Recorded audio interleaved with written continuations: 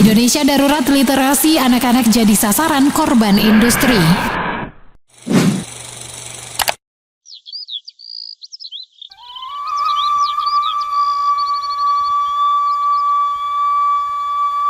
Di tengah zaman digital seperti sekarang, banyak anak-anak usia dini lebih akrab dengan handphone daripada buku. Mereka lebih sering menatap layar daripada membuka halaman cerita. Bayangkan generasi kita di tahun 2045 ketika Indonesia menargetkan menjadi generasi emas seperti yang dicanangkan Presiden Prabowo Subianto. Apa jadinya jika anak-anak kita lupa cara membaca dan lebih hafal konten TikTok daripada cerita rakyat kita sendiri?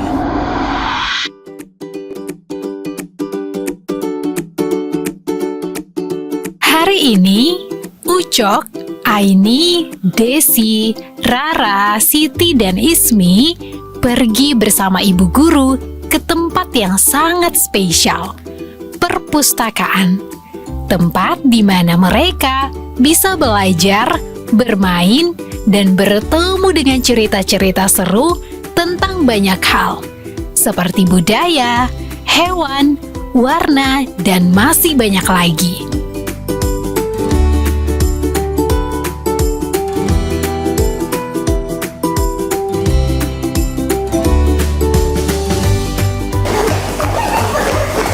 Setelah tiba di perpustakaan, anak-anak tampak antusias memilih berbagai macam buku yang menarik.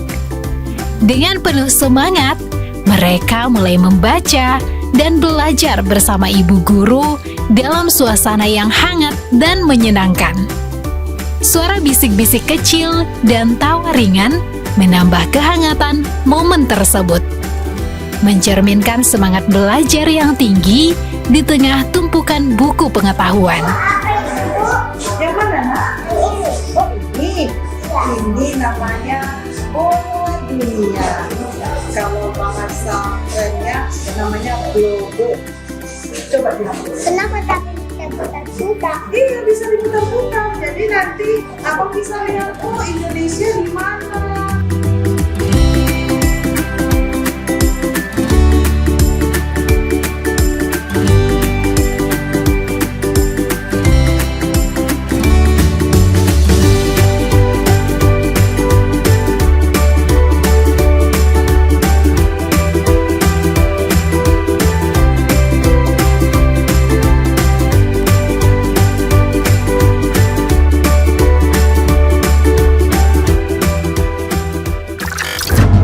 Satu isu yang nyata di sekitar kita, satu krisis yang perlahan namun nyata.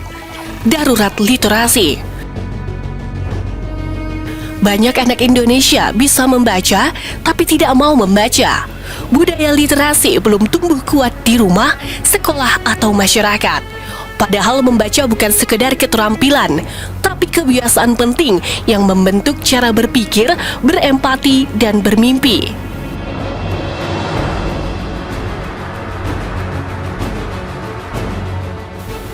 Apa bahaya jika anak tidak gemar membaca? Anak yang tidak gemar membaca akan sulit memahami informasi, lemah dalam komunikasi, dan cenderung pasif. Tanpa budaya literasi, anak-anak akan lebih mudah terpengaruh hoaks, tidak mampu berpikir kritis, dan kehilangan peluang untuk berkembang. Tapi ini bisa kita ubah lewat satu langkah sederhana, menumbuhkan minat baca sejak dini.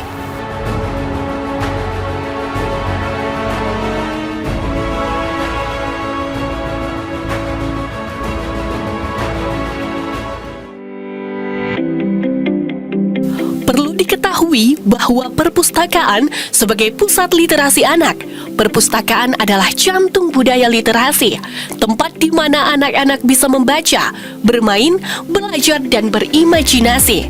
Ini bukan hanya tempat buku ditaruh, tapi tempat minat baca ditumbuhkan. Anak bisa bebas memilih bacaan, mendengarkan dongeng, atau ikut aktivitas kreatif. Saat mereka senang berada di perpustakaan, membaca akan menjadi kebiasaan, bukan paksaan. Budaya literasi tidak akan tumbuh tanpa dukungan semua pihak.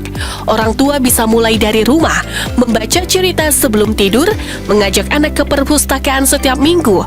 Guru bisa membuat aktivitas membaca lebih menyenangkan di kelas.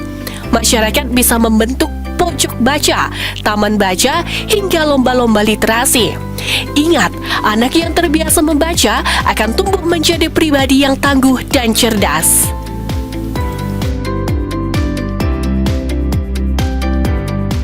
Banyak kali bukunya. Emang bisa bacanya semua? Bisa kan, aku suka membaca. Waktu pun terasa berlalu begitu cepat. Tanpa disadari, hari mulai beranjak siang.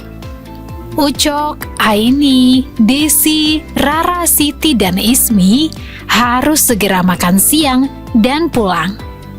Dengan senyum ceria dan kepala penuh cerita, mereka meninggalkan perpustakaan sambil membawa pengalaman baru yang menyenangkan. Hari ini mereka belajar bahwa membaca bukan hanya tentang huruf dan kata, tapi tentang menjelajah dunia tanpa batas.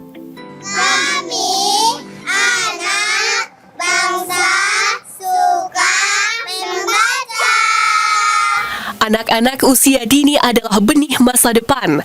Apa yang mereka baca hari ini akan membentuk cara mereka berpikir dan bermimpi di masa depan. Tapi sayangnya, hari ini buku kalah menarik dibandingkan layar handphone. Anak-anak lebih mengenal karakter game daripada tokoh-tokoh budaya mereka sendiri. Kita tidak bisa hanya berharap mereka tumbuh jadi generasi emas pada tahun 2045. Tanpa memberi mereka bahan bakar untuk berpikir, berimajinasi, dan mencintai jati diri bangsa. Mari mulai dari hal sederhana. Temani mereka membaca, ajak mereka ke perpustakaan, kenalkan mereka pada cerita, bukan hanya video pendek yang cepat hilang dari ingatan. Karena satu buku bisa menyalakan 1000 harapan. Ayo membaca, ayo mencintai budaya Mandailing. Diselenggarakan oleh Perpustakaan Kabupaten Mandailing Natal.